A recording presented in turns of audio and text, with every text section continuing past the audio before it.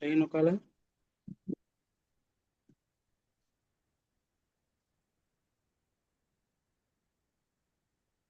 అంతే స్టార్ట్ కాలే ఇంకా live జరుగుతున్నట్టే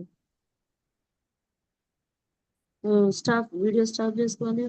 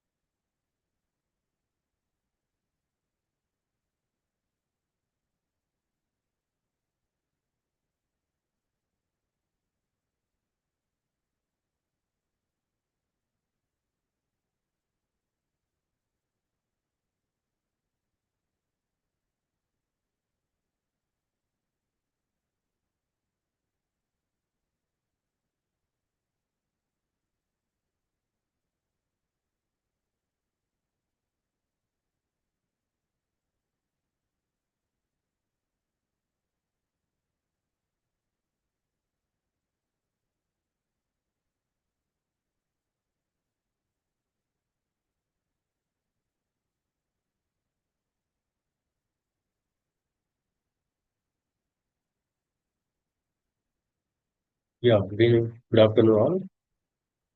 So today we will discuss the application of C13 spectra. So am I audible? Yes, sir. Yeah, right. The application of C13 spectra. So in the previous classes, we have discussed about the chemical shift values of the C13 spectra. You know that the chemical shift values, the range of the C13 spectra chemical shift values are 0 to 240 ppm. Okay, and the main application of this C13 spectra is so we can identify or we can identify the type of carbons present in the compound and the number of carbons present in the compound here, right? So, for example, if you take the benzene, right? So in the benzene, you know that there are six carbons, right? For example, here we are going to draw this structure. If you take this, right? So cyclohexane, for example, right? So there are how many carbons are there in this cyclohexane? There are six carbons. Okay. And all the bonds, these carbons are saturated, sp3 carbons. All these are the sp3 carbons here. Okay, saturated carbons here. And if you keep the double bonds in these, right, cyclohexane, then it becomes a benzene here. Now, where these carbons becomes sp2. Okay. sp2 carbons. So by this C13 spectra, so you can find out, you can identify the nature of carbon here, whether it is saturated carbon or the unsaturated carbon, right? So means how do you identify this saturated or the unsaturated by C13 spectra here? So the you can identify by the chemical shift values here, right? So as we discussed in the previous class with the sp3, okay, sp3 carbons, the chemical shift values is, it is ranging from 0 to, right? So 60 ppm here, right? 0 to 60 ppm, or 30 to 60 here. And sp2, it is more than this one, like it is 82, right? So 80 to 110 here. It is 80 to 110, right? So based on this, the chemical shift values, you can find out the whether this carbon is saturated or the unsaturated. If it falls in this range here, right? So if in the C13 graph, right? So if you get the signals in the range of this 62 0 to 60 here, then you can say the carbon is the saturated nature. And if you get the range, means if you this carbon is falls in above the 60 here, then you can say that carbon is the unsaturated nature here, right? So like that, you can find out the type of carbon or the nature of the carbon by this C13 spectra here. And besides this particular nature of carbon here, we have so many applications with the C13 spectra. Means you can identify the reaction pathway. You can means predict the conformational analysis here, right?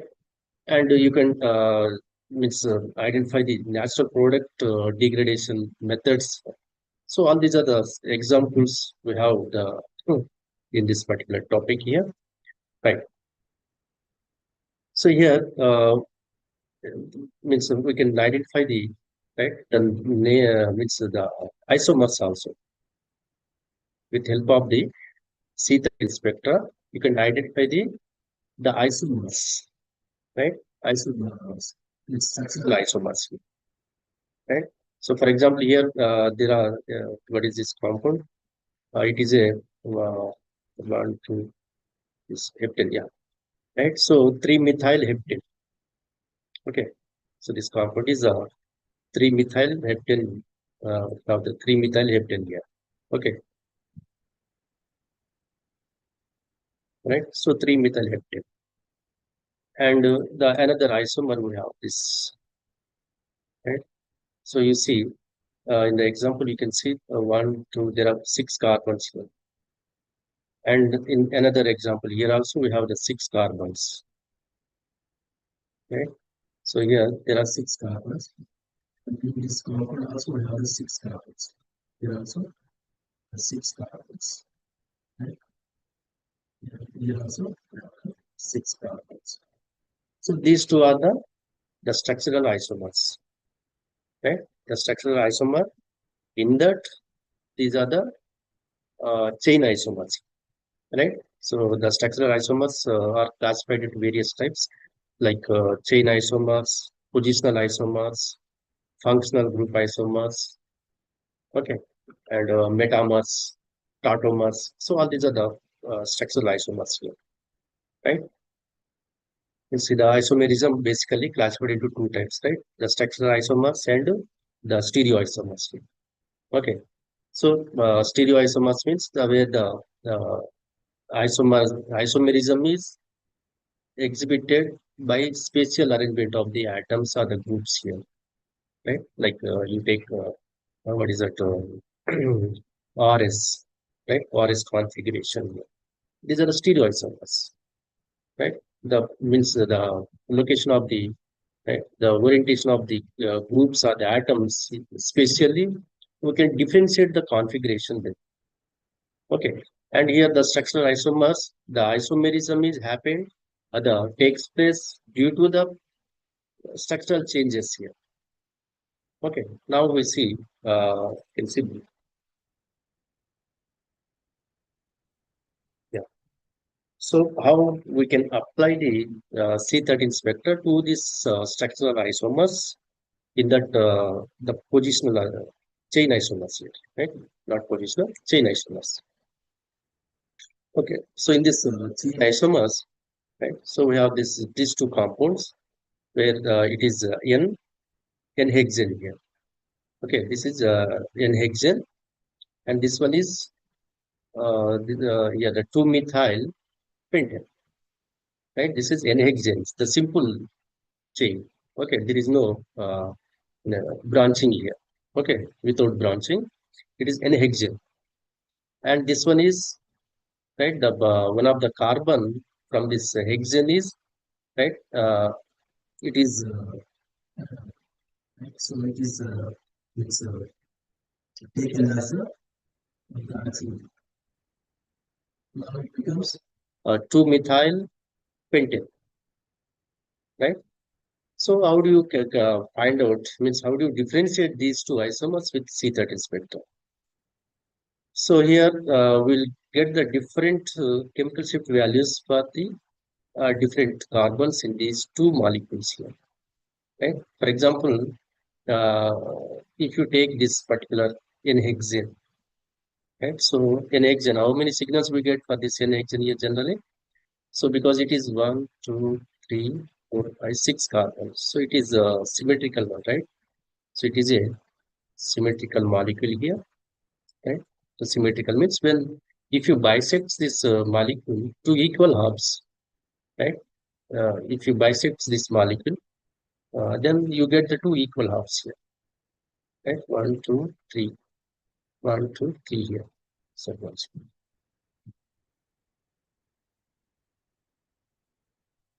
yes, right? So you get the two equal halves. So you consider any of one half here, right? So here one carbon, here two carbon here, and here is a three carbon, right? So this side also same bonding connectivity is observed on both side of this right the symmetry or the plane. Okay, so here there are three types of carbons here. So you get the three signals for this, right? So you get the three signals for N-hexane, right? For methyl one and this right the primary carbon we get one, and the secondary carbon second position we get another here, and next is a third carbon we get the different signal. So total three signals we get for this compound, right? And the chemical shift values of these three carbons is there is C1 and C4.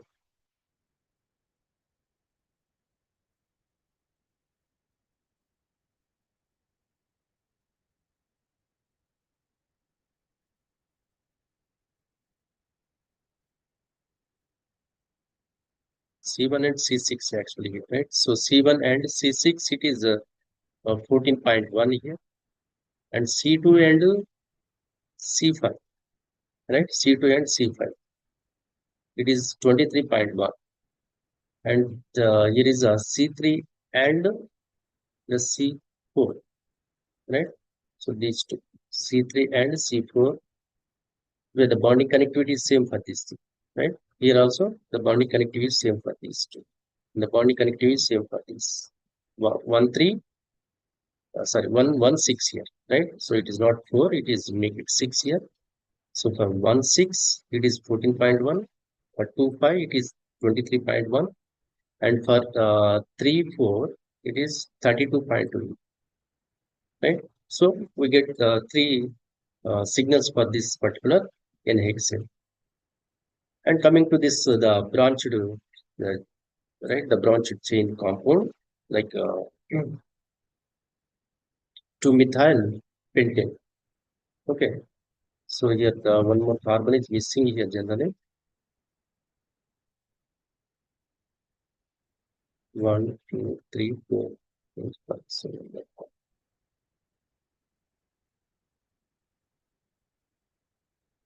Just see, CH3.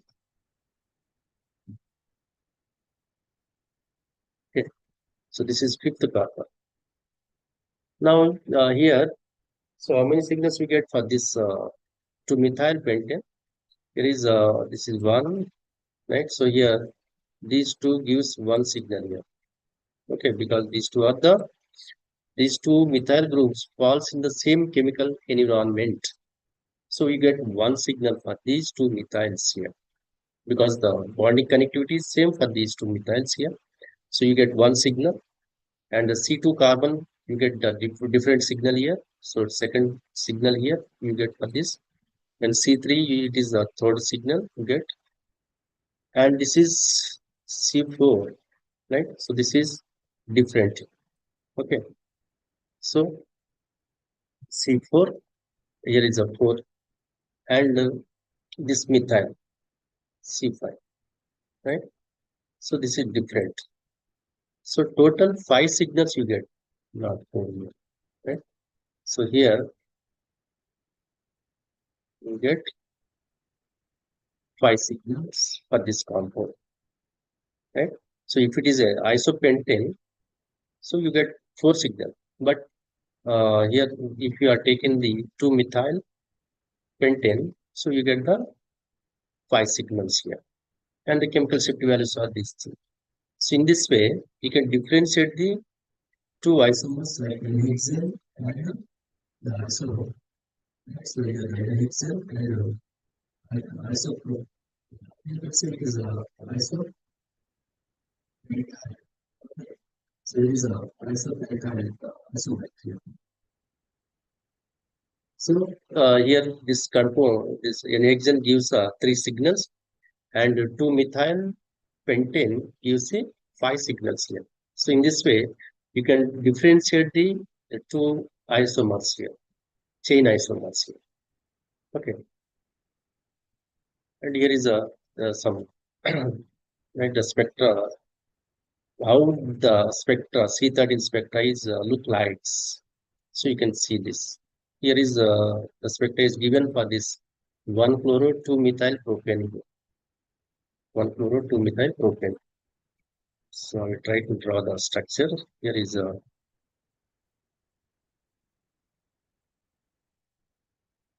well, series of chlorine.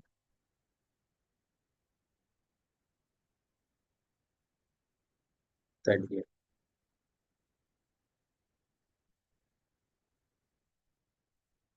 Okay. So here is 1, 2, 3. Here is a 4, and here is a 5. Right. So the molecule is what is that? 1-chloro 2-methyl propane, not pentane. So you can reduce some carbons.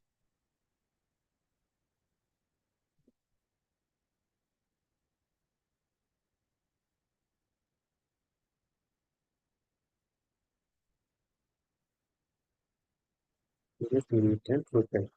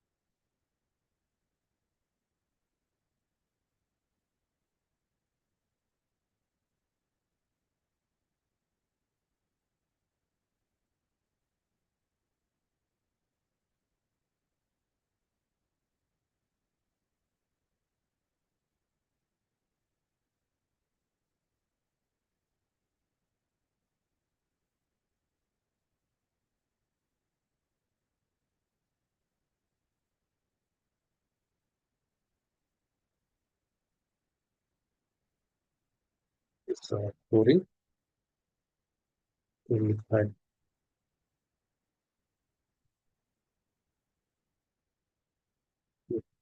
Right. So this is isobutyl chloride here, or 1-chloro 2-methyl propane. right? So generally for this, how many signals we get? We get three signals here, right? For this, we have three signals like this, right? You get one signal for this carbon here, and a second signal for this one here, and these two are giving the same signal. These two methyls giving the same signal. So there are three signals, and these three signals are giving the means signals means peaks in the C13 spectra here. So like this, C1, right? So this is one signal, here is two signal, and this is three signal. Now you see which carbon, right? That means the which signal is for which carbon in this isobutyl chloride. Now you see here where one signal is appears at 20, right? Right. So this signal is it is appears at 20 ppm, and this signal is appears the second signal is appears in the range of the 32, right? So this is in the range of 32 here, and one more signal is appears in the range of 50. Let's here it falls in this is 50 and 52 or 53 something, right? So here the this is 20 here, 20 ppm. This is 32 something here, and this is 52 or 53 here, right? So these are the chemical shift values of various carbons here. We have three signals here. So three signals means here the number of signals is equal to the number of carbons in the C13. Signals means there are three different carbons. The number of signals that is vector is equal to the number of the different carbons present in the compound. So we have three non-equivalent carbons here, and these three carbons appears in the range of 20 ppm, 32 ppm, 53 ppm. Now you see which carbon giving the which chemical shift values here, right? So generally here the C is C1 carbon, right? So this C1 carbon, if you see the C1 carbon here, so it is directly attached with this chlorine, right? So C1 carbon directly attached with the chlorine. So chlorine is a more electronegative atom here, right? So in the in the previous class we discussed about the factors affecting the chemical shift values, right? So here the chemical shift values are right. So changed based on the attached electronegative atoms here, right? That means the electronegativity is directly proportional to the chemical shift values here. Electronegativity is directly proportional to the chemical shift values. That means if the electronegativity increases, the chemical shift values will be increases here.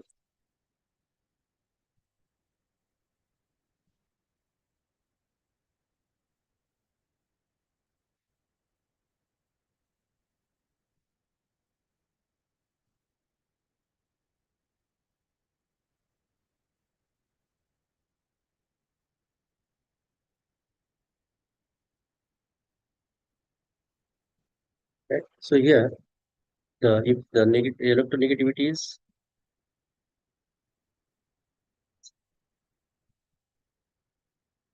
yeah, right. So electronegativity is increases, the chemical shift values will be increases here. So here the chlorine is a more electronegative atom here. So when it is directly attached with the carbon, so that carbon will be shows the higher delta values, right? So this carbon C1 carbon, okay, the C1 carbon is appears in 53 delta, right? So this signal is for this carbon, okay. Then the 32, right? So here the 32 it is a tertiary carbon, right? The tertiary carbon, and the 20 is it is for primary carbon, right? This signal is for this carbon here, okay.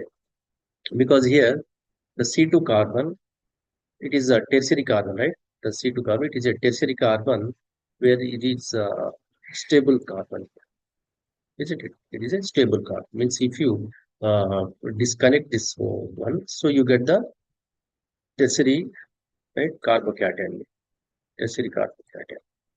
So the carbocation stability is tertiary, then secondary, then primary. This is the stability order of the various carbons here, right? So where this particular, right? So it is C32, this carbon gives a 32 chemical shift value, and these two carbons, right, the primary carbons are same. So you get the 20 delta values here. Okay, so in this way you can identify the different carbons present in this particular compound here. This is the graph for the 1-chloro 2-methyl propane. And one more example is given, the 2-chlorobutane, right? So 2-chlorobutane, how many signals you get for this 2-chlorobutane? Butane means here 1, 2, 3, 4. Okay, and here is a 2-chloro. The fluorine is located on the C2 carbon here. This is C1 carbon, this is 2 carbon, C3 carbon, and C4. And then you get 1, 2, 3, 4, 5, one extra. So, 2, 1 carbon.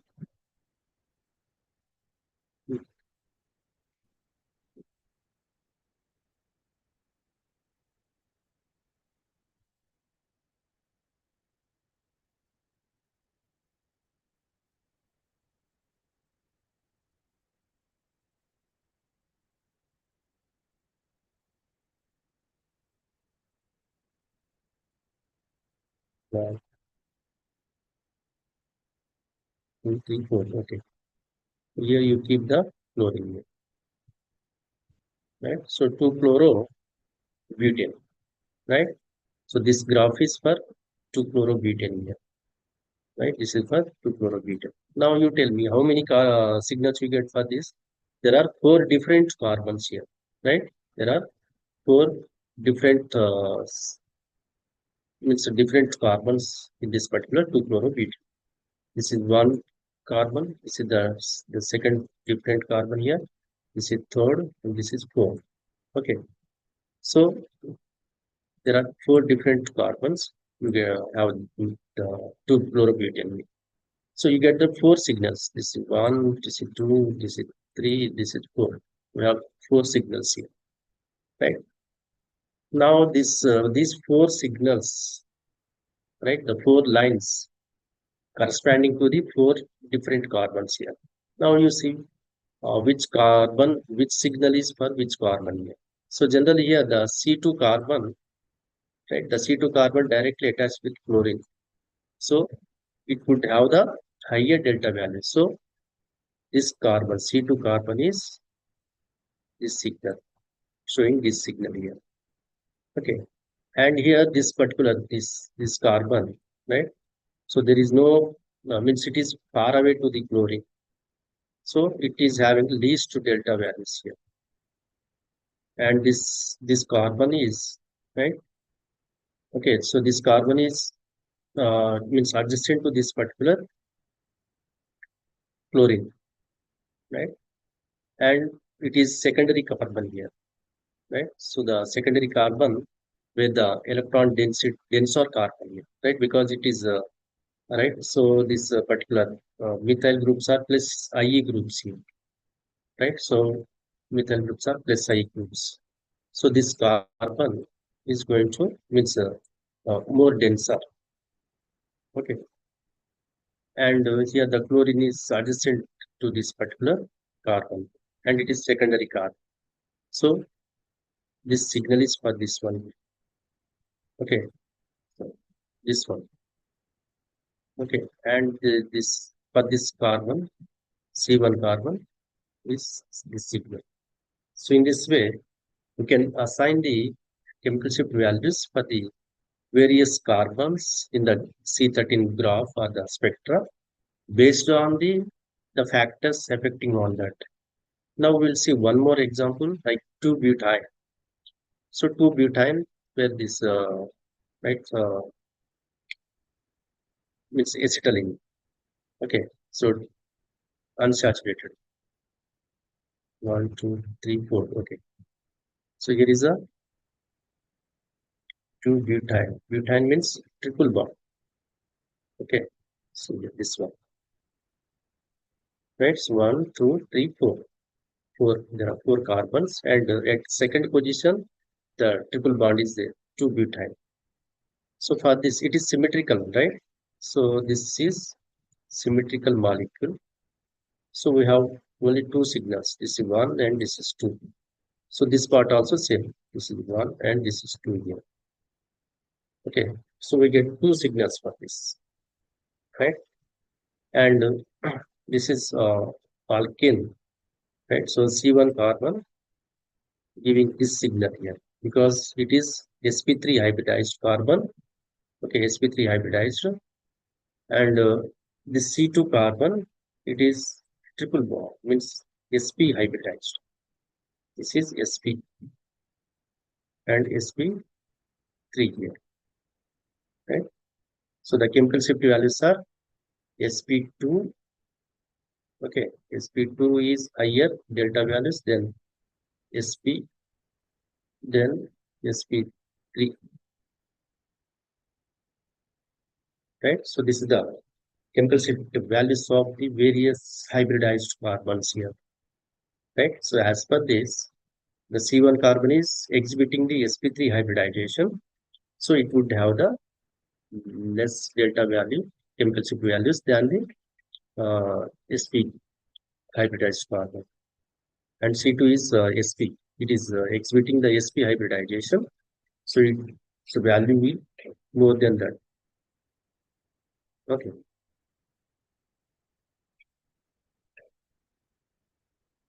And this is also 2-butyne. That is this proton decoupled. There is a proton uncoupled. Yeah, decoupled. This is proton coupled. Okay, this is proton coupled. That is proton decoupled, and this is proton coupled spectrum. Right. So next, with help of the C13 spectra, right? With help of the C13 spectra, you can predict the products in the reaction, right? So you can predict the structure of the product in the chemical reaction here. For example, here the cyclooctatetraene, right? So here the cyclooctatetraene, this compound, right? Cyclooctatetraene. So this compound here, it is undergoing thermal reaction, and it is giving the dimer, right? So this is not D, it is a delta. Okay. So it is delta here, right? So not D. Okay. So this cyclooctatetraene, under thermal condition, it is giving the dimer. So dimer is a product, right? So upon thermal reaction of this cyclooctatetraene, so we are supposed to get this dimer product here. Dimer means dimerization, right? And for this dimer product, there are 3 possible structures are predicted or the proposed here. The 3 possible products are proposed. This is one. This is second product, possible product here. This is a third structure. So these are the 3 proposed or the possible structures for having the dimer, which is obtained in this thermal reaction of this cyclooctatetraene. Right? Now, which is the correct product for this dimerization reaction of your cyclooctatetraene? Right? So we are predicting these 3. So the correct structure of this dimerization reaction of the cyclooctatetraene is decided by the C13 spectra, right? The structure of the product is confirmed by the C13 spectra here. The dimer structure is confirmed by the C13 spectra. So by this C13 spectra, you can confirm the structure of the product. Okay. So generally the dimer product. Okay. So here the cyclooctatetraene upon dimerization it is giving the dimer product here. And the dimer is when we record the C13 spectra of that particular dimer, it is giving the four signals, right? So it is giving the four signal here. So that means we know means how many the product giving how many signals. So that thing we know, okay, but we don't know the structure of that one. For that, to confirm the structure, we propose the three structures here, and we see which structure is giving the four signals, right? So here there are three structures are proposed here, and all these are the dimer structures only, right? But the dimerization process is in different way. The approach for the dimerization is different, okay? But the products are right. The method is same, right? The method is same. Means the dimerization is a method, but the method approach is different here. Okay, right. You see, the compound one structure, it is giving four signals here, right? Because it is a symmetrical one, isn't it? It is a symmetrical product here. Yeah. So here you get this is one, this is two, this is three, and this is four, right? So here also same. Here also you get same four. Here also you get the same four. Here also you get the same four. So it is symmetrical structure here. So you get the four signals for this. Okay. And the remaining the two structures like see the structure two and the structure P three. So these two are not symmetrical one, right? Because it is not symmetrical. This is not symmetrical here.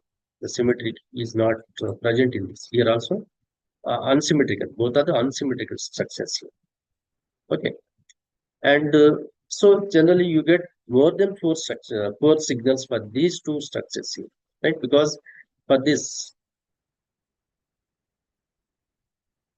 okay, right? So if you take this one, so here is these two are one and these two are two, these two are three. The three and here is four, here is five here is six, here is seven, eight, okay, and nine. There are nine signals. Okay, you get the nine signals for this one. And for this also you get here is this para same and these two same, right? Here is one, here is two, and here is three, here is four here, and five, six, seven, eight, nine, and the 10. Here 11.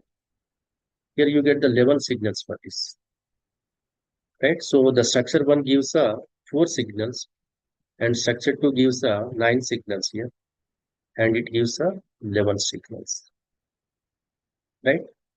So theoretically, okay, means not theoretically, experimentally, when we record the spectra, see that in spectra of this the dimeric product here, we are getting four signals in the C13 spectra. So which structure is giving the four signal is the correct structure for that the reaction structure means the correct product for that reaction here, right? So as per that, based on the C13 spectra signals, we are confirm the structure of the product. Like here, this right, the structure one is a correct structure, correct product here. The structure one is a correct product for this dimerization reaction of your octatetraene, cyclooctatetraene.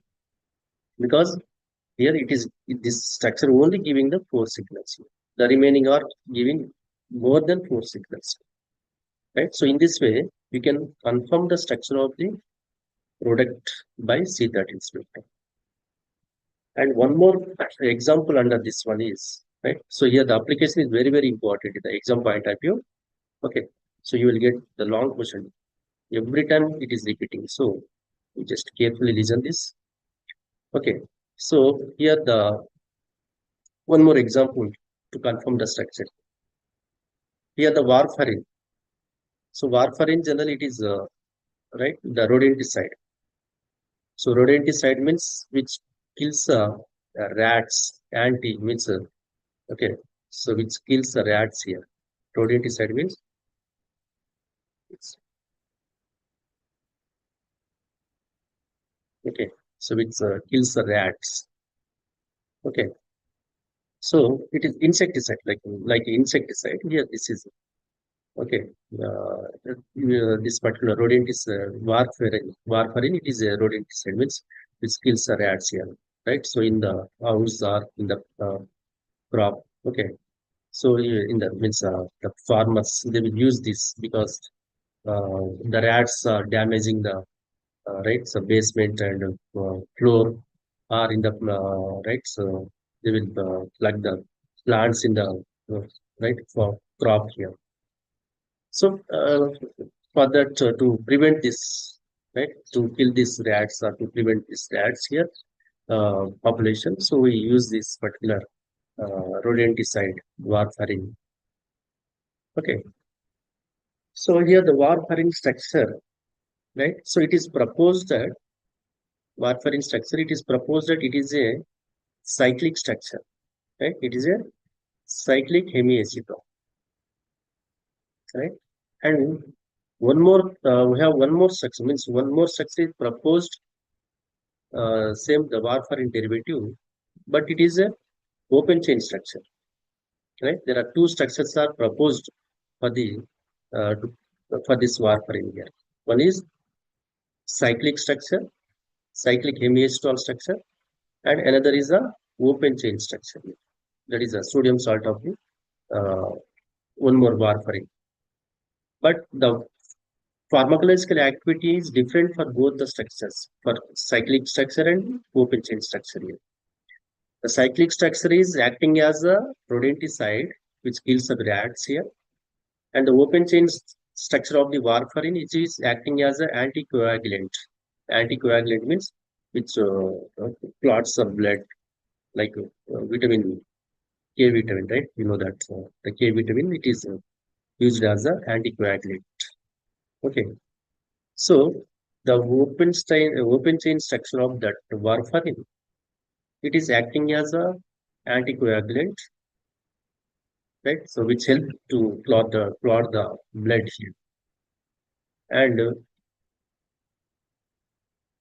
another warfarin, the cyclic structure is it is acting as a rodenticide.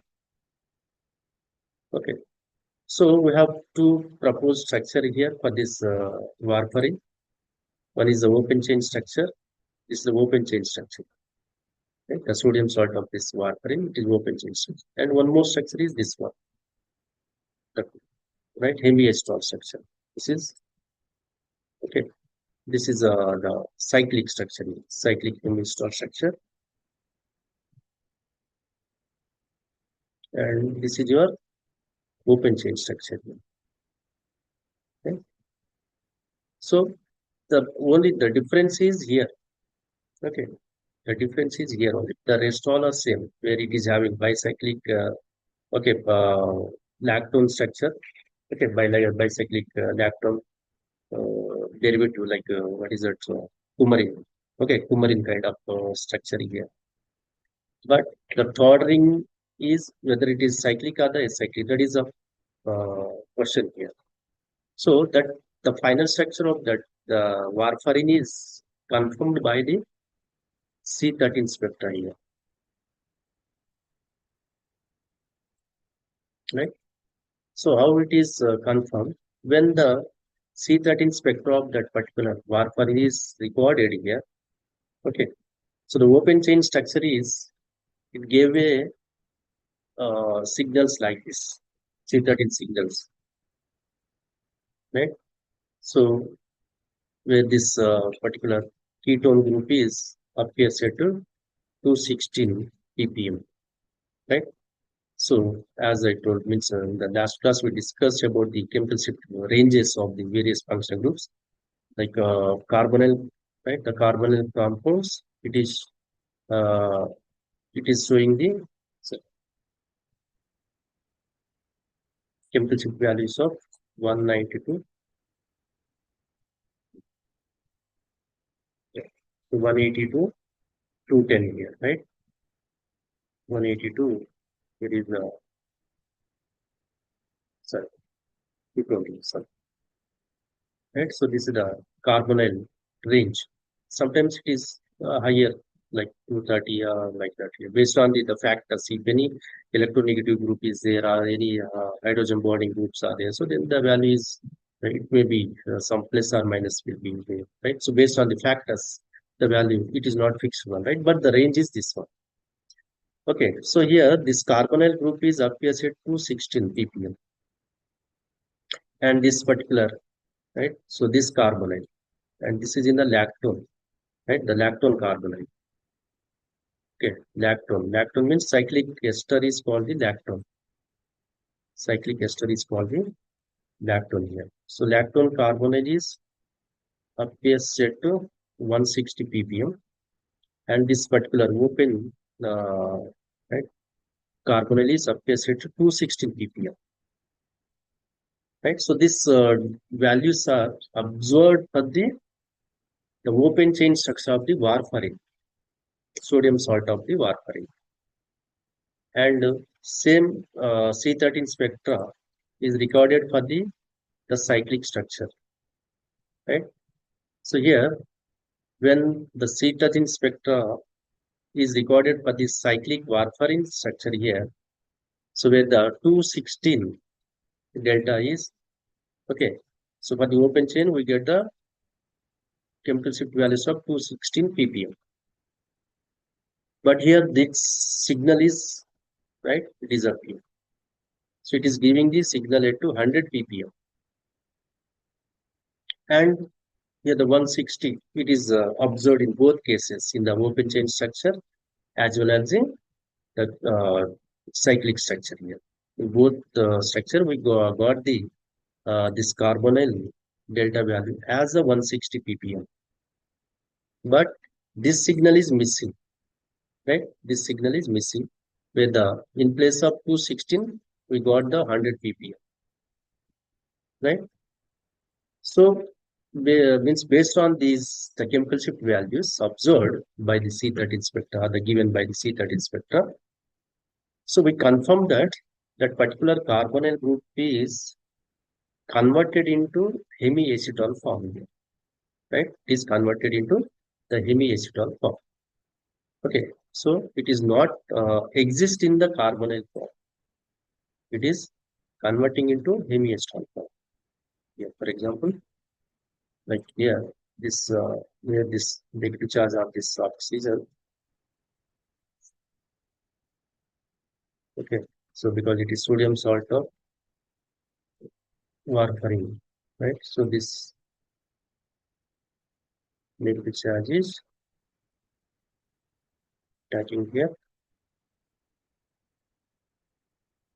Okay, so it is going to convert as this cyclic structure, right? So this 216 is disappearing in the cyclic form, because if it is in the ketone form, then you will get the 216 ppm. But it is not existing as a ketone form, right? It is converting into hemiacetal form. That's why it is not showing the signal at 216 ppm. So based on this C13 chemical shift values, we are confirmed the warfarin structure as a cyclic hemiacetal structure, right? Now the confirmation analysis. So with help of the C13 spectra, so we can confirm the, means you can study the confirmation analysis. Okay, so this is one of the important spectra to study the confirmation analysis. So what is the confirmation analysis? Means conformers generally, where conversion of the, right, the conversion of the one conformer into another conformer at equilibrium. Okay, right. So we have to, means the isomer, confirmation isomer generally. Okay, the isomerism is two types here. Okay, these are the dynamic isomers. Okay, these are the dynamic isomers. And these dynamic isomers are two types: conformational isomers and configurational isomers. Isn't it? Here,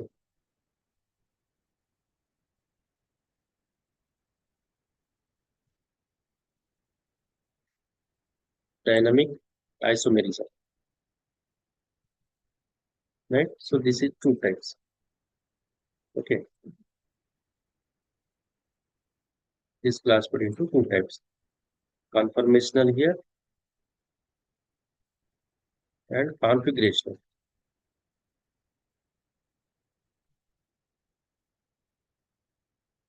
Conformational and configurational.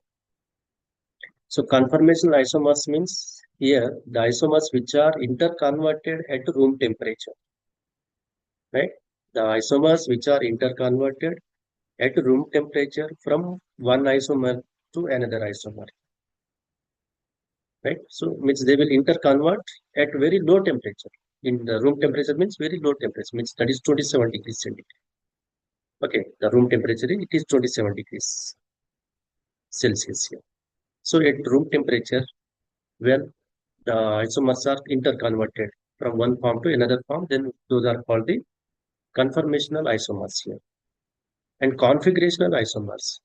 So these are not interconverted. Okay, these are not interconverted. Here we are discussing the class. So why you are asking about the results, first sem results? This is not the platform to ask those questions now. You can ask later after the class or right.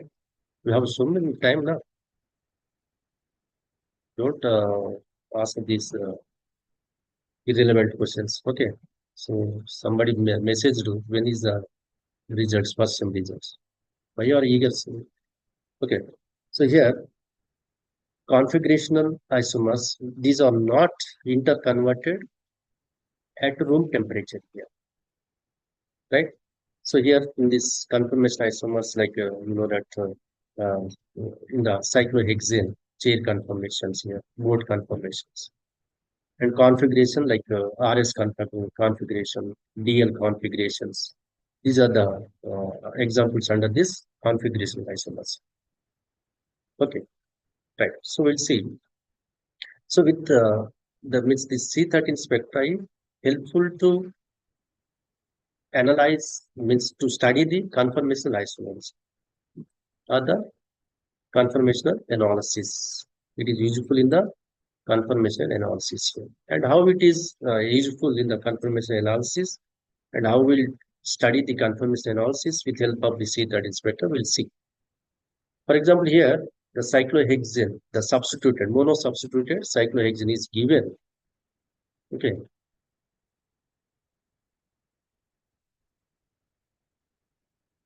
right, right. So here the mono-substituted cyclohexane is given. So what is happening here? So at room temperature, right? So this, okay, so this is axial. Okay, this methyl is axial methyl here. Axial. You know that we have in the cyclohexane, okay, chair form, we have two right orientations, axial and equatorial. Okay, okay, axial bond here and equatorial bond. So this is axial here and this is equatorial. And you know that the equatorial is configuration, sorry, equatorial conformation is stable one, right? Orientation, here equatorial is stable and axial is unstable here, less stable. Okay, right, you see. So here this axial methyl cyclohexane, it is converting into equatorial, right? So by flipping of these bonds, okay, by flipping of this bond here, so we are converting this axial methyl into equatorial methyl. It is becoming equatorial. The axial methyl is converting into equatorial methyl cyclohexane. Axial methyl cyclohexane converting into equatorial methyl cyclohexane at room temperatures. So this operation is right, to express at room temperature. The chemical shift values, C13 chemical shift values are observed for the various conformers or the various methyls here. For example, here the right this equatorial methyl, right? So it is giving the delta value 20.8, right? The equatorial methyl is appears at 20.8 per delta ppm, and axial means this methyl is appears at 11 to 12, and this is appears at here. So we are getting two signals, right? We are getting two signals for equatorial and axial.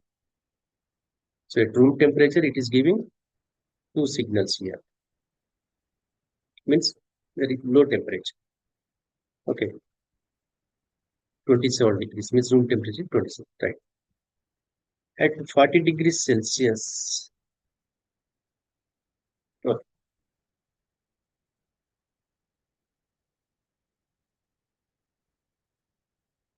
okay. So at 40 degrees Celsius, right? So at 40 degrees Celsius, that disubstituted cyclohexane is undergoing the interconversion from one conformer to another conformer, and it is giving the various chemical shift values for the various conformers. Right? So at 40 degrees Celsius, so it is giving the four signals. Okay, 40 degrees means higher temperature, right? At higher temperature, we are getting four signals. And what are the signals we are getting here? For C1 and C2 carbon, right? For C1 and C2, we are getting means the values 35.05, and C3, C6, 32, and C4 and C5. So it is appears to 22.2 here, 24.2. Okay. So and C1 and C2, it is giving 16.25 here, right? So means methyls here. Okay.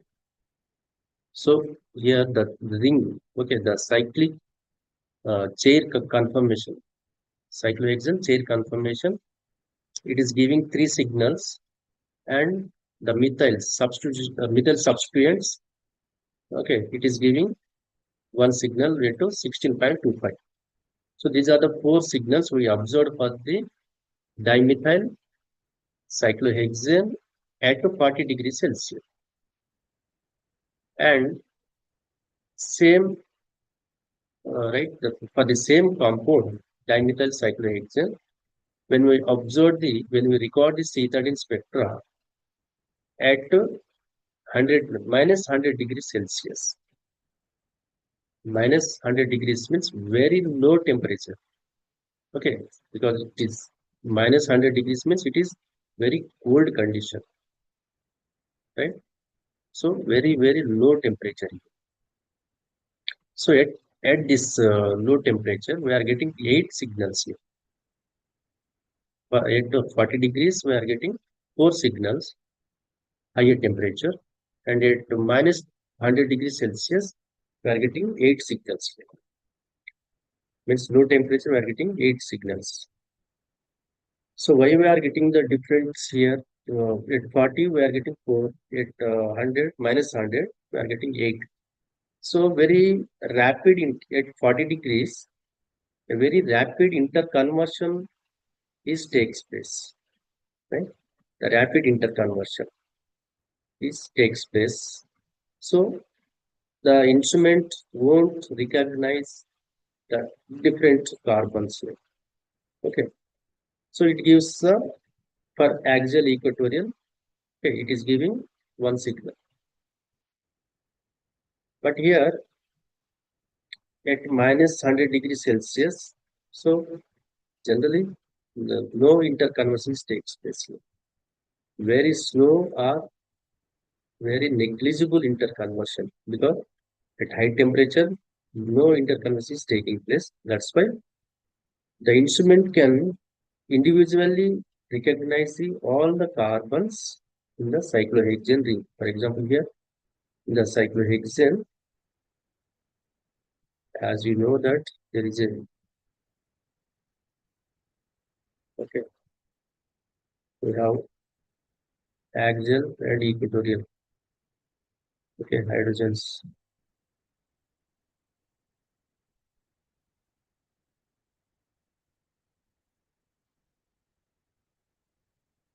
Right.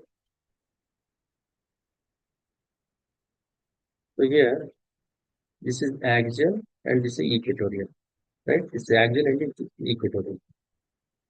So there are 6 carbons, isn't it? There are 6 carbons in the cyclohexane. This is 1, this is 2, this is 3, this is 4, this is 5, this is 6. Right? So there are 6 carbons and the 2 substrates. Okay, the 2 substrates are there because it is disubstrate 2 I taken. Okay, anywhere you can keep the methyls here, for example. Right? So disubstitution. So at the low temperature, 100 degrees Celsius, so the instrument gives the 6 signals for 6 carbons here. 6 carbons are different orientations of the hydrogens like axial and equatorial, right? So it absorbs the different carbons, and these 2 methyls also appears as a different, identified as a different methyls. So total the 6 carbons in the ring and the 2 carbons in on the substrate as a substituent here. So total 8 signals will be appear set to minus 100 degrees Celsius. Okay. And if, for example, here, just to assume if this, right, so if you apply the plus 100 degrees Celsius temperature instead of the 40, if you apply the 100 degrees Celsius temperature, not minus here, here we are plus, then what happens here? So you get only one signal, right? If you apply the 100 degrees Celsius temperature to this molecule here, you get only one signal. Instead of the 4, okay, you get one signal. Because at a higher temperature, a very rapid interconversion, right? A very rapid interconversion is taking place. So the instrument is unable to recognize the individual carbons. So it gives only one signal. At 40, it is moderate temperature. It is not higher and it is not lower. So it is a moderate temperature. So at a moderate temperature, you get 4 signals, right? Okay, 4 signals means here for axial equatorial, right, carbons, it gives one signal.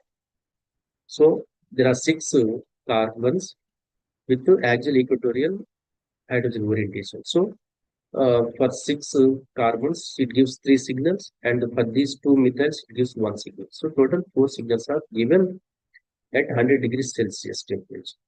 Sorry, at 40 degrees Celsius. At 100 plus 100, you get one signal. At minus 100, you get the, okay, at minus 100, how much signals? You get 8 signals here, right? 8 signals will be obtained. Okay, so in this way, so you can study the conformational analysis, right? Conformation analysis with help of the C13 spectrum. Next here, the differentiation of the geometrical isomers. Okay, geometrical isomers. So cis-trans isomers, geometrical isomers, these are the structural isomers here, cis-trans isomers. So here in this particular, the 2 olefin compounds, okay, so where we have the cis, here the trans 2 pentene and the cis 2 pentene, trans 2 pentene and the cis 2 pentene. So in the, right, so trans means here where this, okay, so these 2 hydrogens are in the opposite direction, and in the cis, the 2 hydrogens are in the same direction. Okay. So trans to pentene. So it is giving the right the chemical shift values. Right. So how many signals you get for this one here? So we get 5 signals, right? Because here the ethane here, right? So we get the 5 signals. Here the C1 appears at 17.9, C2 at 123, C3 at 133, C4 at 25 here, C4 this one, olefin. Oh, sorry, this is alkane, and C5 also alkane. So appears in the various temperature values. And cis also giving the same number of signals here, right? But the values are different. Okay. So for both cases, we are getting the same number of signals here, but the chemical shift values are different for the different carbons here, right? So this is due to the orientation of the groups or the atoms. Okay. So in the trans olefin, right? In the trans olefin, where these bulky methyl the alkane groups, the bulky alkane groups are in the opposite direction. So there is no steric repulsion. There is no steric hindrance between the bulky groups here. And in the cis olefin, right? So you can see the repulsion here, steric hindrance of between the two bulky groups. These methyl and ethyl, these are the bulky groups here. So both gets repulsion. So due to the steric hindrance of these two the bulky groups here, where these methyls are appears in the upfield. Okay. So here the steric hindrance or the steric factor decreases the delta values. Okay. So due to the steric hindrance or the steric factor, these methyls are appears at the upfield.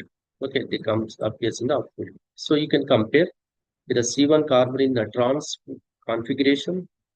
So we are getting the delta value 17.9.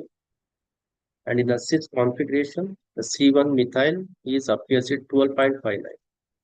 Right. So this in the trans, the methyl C1 methyl appears in a downfield, and in the cis it is appears in the upfield here. Right. So the reason is due to the steric repulsion, the steric hindrance of the bulky groups here. Okay. So in this way, you can differentiate the geometrical isomers with the help of the C13 spectrum. And next, the study of the reaction mechanism. So study of the reaction mechanism here. So here in the nitration of benzene, okay. So in the nitration of benzene here, so where this particular, right. So this particular, I think all these are the hydrogens here, okay. Not methyls actually, it is hydrogens only. Okay, anyhow, you can take methyls also, no problem. It's not a problem here, but the signals will be changes. Okay, so here in this particular, right, so all these are the hydrogens, not methyls here.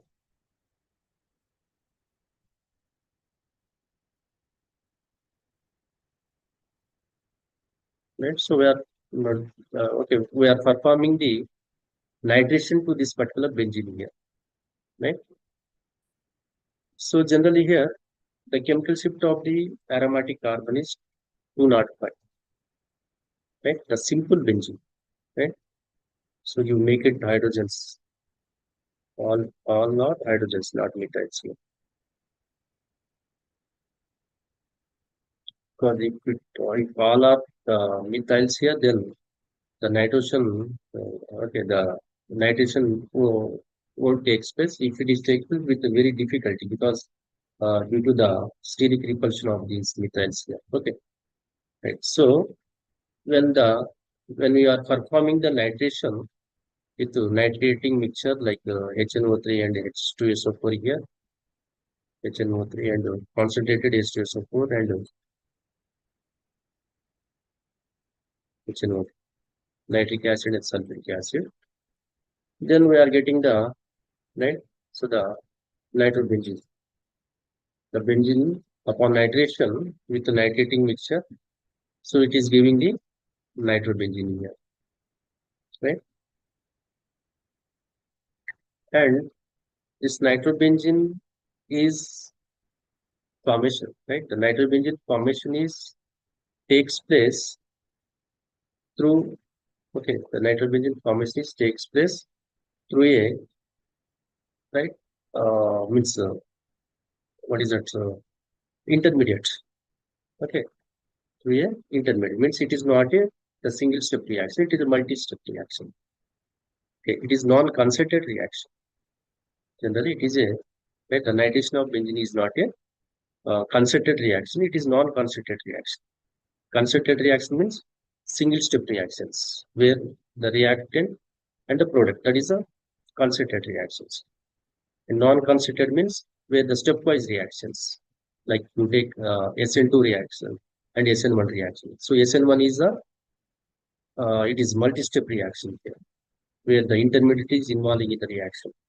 And SN2 is a single step reaction, concentrated reaction. Only the reactant gives a product, that's all. Okay, so here the chemistry property is the simple aromatic benzene is hard part. And okay, and it is means this mechanism is, right, takes place through the, okay, through this particular the intermediate mechanism, and it is involving in the formation of the sigma complex, right? So why we are getting the sigma complex in this reaction, and whether it is acquiring the sigma complex in between the reaction mechanism or not, so that will be confirmed by the C13 spectra, right? So how we are confirming the formation of the sigma complex in the nitration of benzene, we will see, right? Okay. For example, here in this particular, right, the benzene, right? So all the methyls, okay, you take methyls, I think it is methyl only, right? But so here, so all the methyls of carbon is appears at 18.1 delta value, because all these are the saturated one, right?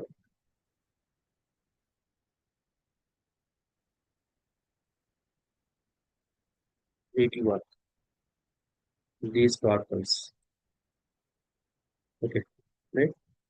So all these carbons, right? So here these carbons appears at various chemical shift values here, like, right?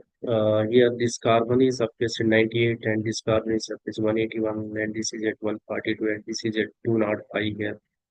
Okay, so the different delta values are observed for the different carbons in the benzene, nitro substituted benzene, right?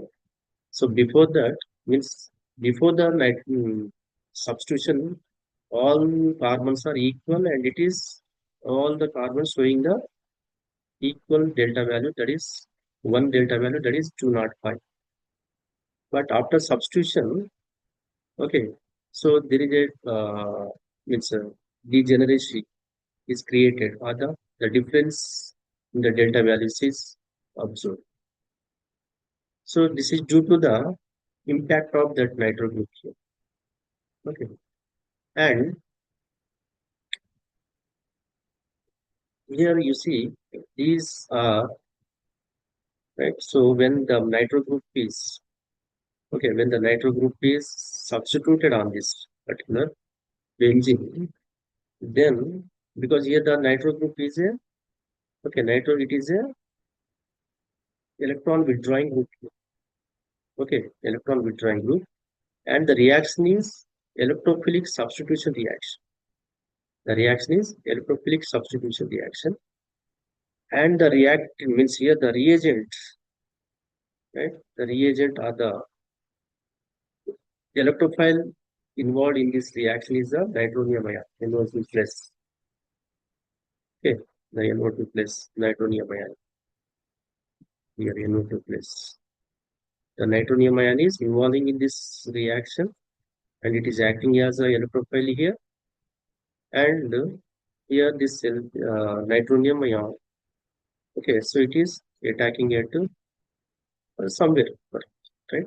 It is somewhere by taking the electron because the nitronium ion is a electrophilic nature, so it attracts electron here. So one of the pi bond in the benzene comes out and it is reacts with the nitronium ion and it is facilitates for the bonding with this particular aromatic ring.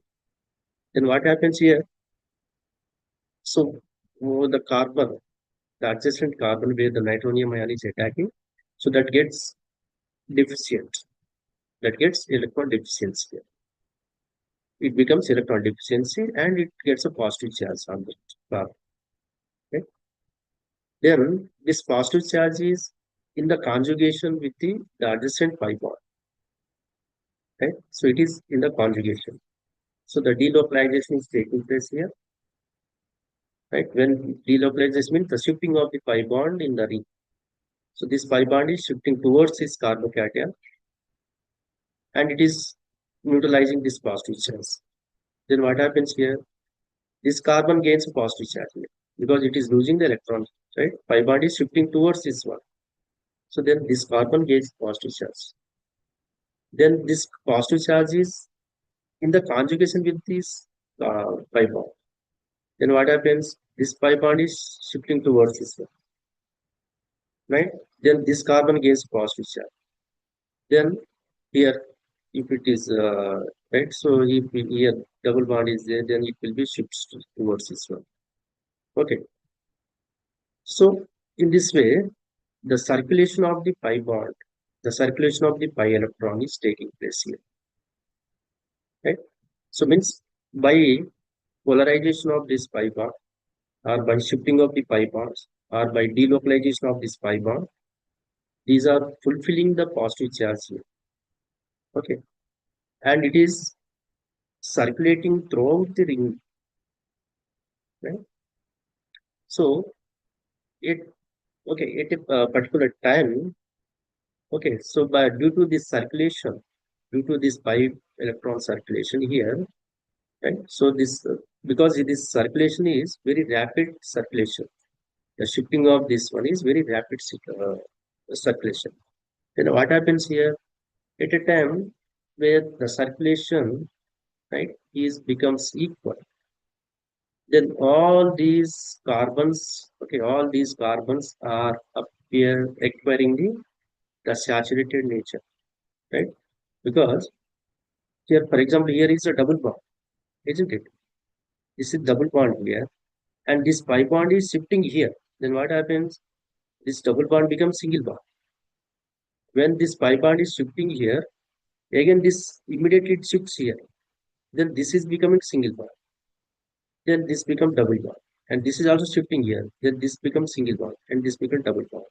So like this, it is a continuous process and very rapid interconversion of the double bond to single bond to double bond to single bond. So this type of interconversion is taking place here, right? Where you can see these changes like double bond immediately it becomes single bond by shifting of that pi electrons adjacent. Then again, it is shifting due to the shifting of pi bond to the adjacent carbon. It is becoming double bond nature. Again, that is also shifting further. So in this way, you can observe the right single bond nature as well as a double bond nature, conjugation nature as well as the single bond nature. So when we record the C13 spectra, due to this interconversion, the C13 spectra is giving the two spectra here. One is where all the carbons are same and it gives a signal, only one signal here. It gives only one signal with the same chemical shift values. And another spectra is observed the different 4 or 5 signals due to the the non-equivalence of these carbons due to the migration of the pi bonds here, right? So by this, we predicted that in this reaction, during this nitration of reaction here, there is a formation of the sigma complex here. There is a formation of the sigma complex. So what is the sigma complex here? Where the saturated nature of the ring, right? It is not unsaturated nature, saturated nature. So why you are acquiring this saturated nature? Why you are getting the saturated nature means because of the speed interconversion, rapid interconversion of the pi bonds, or the rapid shifting of the pi position to another position within the ring, right? So due to we are getting the means saturated, right, carbons range signal. So we concluded that there is a formation of the sigma complex in the nitration of benzene or the electrophilic substitutional reaction. So in this way, you can predict the reaction mechanism. You can propose the reaction mechanism also with help of the substitution. Next, aromatic nucleophilic substitution. Here is a aromatic electrophilic substitution. There is aromatic nucleophilic substitution. Okay. So generally, in aromatic compounds, you can see only the electrophilic nucleophilic substitution. No nucleophilic substitution takes place. Why? Why so here? Because in the aromatic compounds, right? Aromatic compound, you take benzene, for example. So benzene, right? So benzene, it is having the 3 pi bonds. Okay. So there is a 3 pi bonds in the benzene here. So due to having these pi bonds here, the benzene itself is acting as a nucleophile, isn't it? The benzene itself is acting as a nucleophile. So what is nucleophile generally?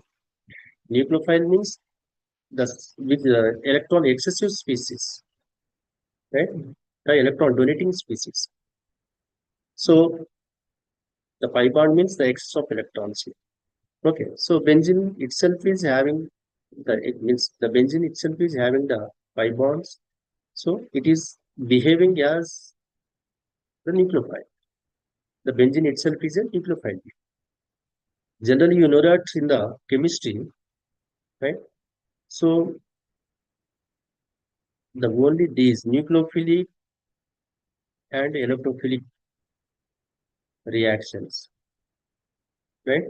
So only nucleophilic, electrophilic reactions are takes place, favorable, feasible here. No reactions takes place between the two nucleophiles and two electrophiles. Okay, so these reactions are not takes place in the normal conditions. It won't take place. So to carry out these reactions with this combination reactions, so that if you follow some special condition, then this reactions also possible here. But in general, only the nucleophilic electrophilic reactions will be takes place. Means the chemical reactions takes place between nucleophile and the electrophile, but not nucleophile, electrophile reactions. These are not feasible reactions. This is feasible reaction, right? So here the benzene itself is acting as a nucleophile, and here the nucleophilic substitution means the incoming group also nucleophile here, right? Which is attacking on the benzene. So the incoming group is nucleophile, and the benzene also nucleophile. So in general, the reaction is not takes place here. But when it is takes place, if we properly substitute the proper or the suitable groups on that aromatic ring. If you if any special groups are the the relevant groups are substituted on the benzene, then the nucleophilic substitution reaction will be takes place. So here on this particular benzene, we have substituted the nitro group here. There are three nitro groups are substituted, and these nitro group, what is the nature of nitro group here? These are electron withdrawing group. Okay, nitro is a electron withdrawing group here. So they will withdraw the electron from the benzene ring. They attract the electron towards them. So due to the electron withdrawing nature of these nitro group, they makes this benzene, right, electron deficient. So it makes this benzene electron deficient. Then what happens here? The benzene behaves as a electrophile. So it will be invites the nucleophile here because where the deficiency is created due to the substitution of the nitro group here. So the benzene is behaving as a electrophile. So it invites the nucleophile to react with that one. So when we properly substitute the substituents on the benzene, then only you can see the nucleophilic substitution. But in general case, the nucleophilic substitution won't take place. In special case, that is possible. Okay. But in general, the electrophilic substitution is possible. But nucleophilic substitution is possible only in the special conditions here. Okay. So this will be also studied by this C13 spectrum, where when we substitute this nucleophile, okay, ethoxide ion, when this ethoxide ion is substituted on this particular aromatic benzene thing here, okay, so this expelling this methoxy group here, and it is going to substitute on this particular benzene, and it is proceeds to the formation of Meissonier intermediate, right? So Meissonier intermediate is formed during this substitution, nucleophilic substitution reaction, and that intermediate formation is right identified by the and identified and characterized by the C13 and H1 spectra, right?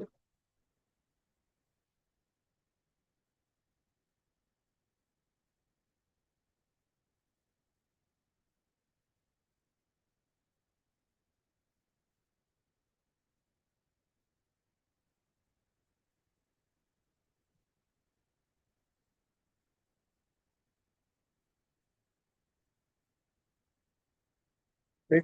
So